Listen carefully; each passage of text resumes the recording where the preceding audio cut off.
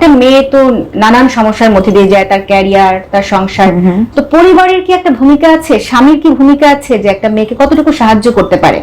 মানে এই সিচুয়েশনটা কি এড়ানো? খুবই সুন্দর একটা ইস্যু তুলেছো তুমি, এজন্য যে স্টিল নাও আমরা যতই নারীবাদী কথাবার্তা বলি না কেন, স্টিল নাও আমাদের কান্ট্রিতে কিন্তু এটা পুরুষতান্ত্রিক সমাজ, হ্যাঁ না আমাদের এখন দেখা যাচ্ছে এখনো পর্যন্ত। তো দেখা যাচ্ছে যে একটা মেয়ে যখন আসে, তুমিও দেখবে, তুমি তাকে যতই বলো যে আপনি কিন্তু দুধ খাবেন, ডিম খাবেন, ভারী কাজ করবেন না, এগুলো মেনে চলবেন, একটা মেয়ে গর্ভবতী অবস্থায় যখন আমার কাছে পরামর্শের জন্য আসে, অনেক সময় তুমি তাকে আড়াল করে শুনবে, সে বলবে যে না আমাকে দিয়ে তো অনেক ভারী কাজ করাচ্ছে, সারাদিন কাজ করাচ্ছে, খাওয়া দাওয়া ঠিক মতো দিচ্ছে না। মানে এখনো তো আমাদের দেশ দরিদ্র, তো শুধু দারিদ্রতা আমি মনে করি না, এটা হচ্ছে নলেজের অভাব, আমাদের কিন্তু অ্যাওয়ারনেস, নলেজটা অনেক কম।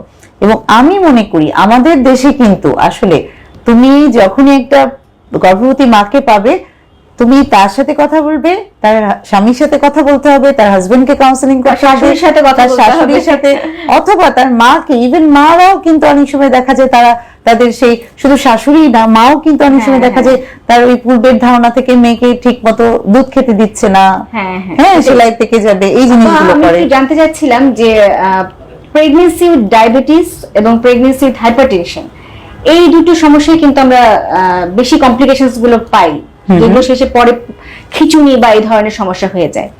এই রোগীগুলোকে আপনারা কিভাবে ডিল করেন? মানে ডায়াবেটিক কন্ট্রোলটা কিভাবে করেন এবং প্রেসারের কন্ট্রোলটা কিভাবে করেন? আমরা এবার একটু সরাসরি মেডিকেল লাইনে কথা বলি। হ্যাঁ, সেটাই ভালো বলেছো, কারণ এই যে একটু আগে যেটা বলছিলে প্রশ্নটা, যে তাহলে এই গর্ভবতী অবস্থায় মেয়েদের এই প্রেসার, ডায়াবেটিস কন্ট্রোল করে একটা সাকসেসফুল প্রেগন্যান্সি আউটকাম, একটা ভালো বেবি আনার জন্য মেয়েটা না, ডাক্তার না, তার পরিবারেরও অনেক রোল আছে। কারণ কি, তাহলে যখনই তারা দেখবে যে না এই মাটা তো স্বাভাবিক মনে হচ্ছে না, ওর এই প্রবলেম হচ্ছে, যাই ওকে একটু একজন বিশেষজ্ঞর কাছে নিয়ে যায়।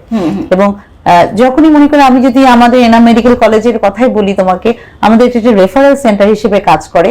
এবং আজকের কথা যদি বলি তোমাকে, আমি আজকে আমার অলরেডি 5 জন ভর্তি আছে এক্লামশিয়া ওয়ার্ডে। হ্যাঁ, এবং তারা সিভিয়ার প্রি এক্লামশিয়া নিয়ে আসছে, এবং একটা রোগী অলরেডি বাসায় ডেলিভারি হয়ে খিচুড়ি নিয়ে এসছে। এটাকে আমরা কি বলছি?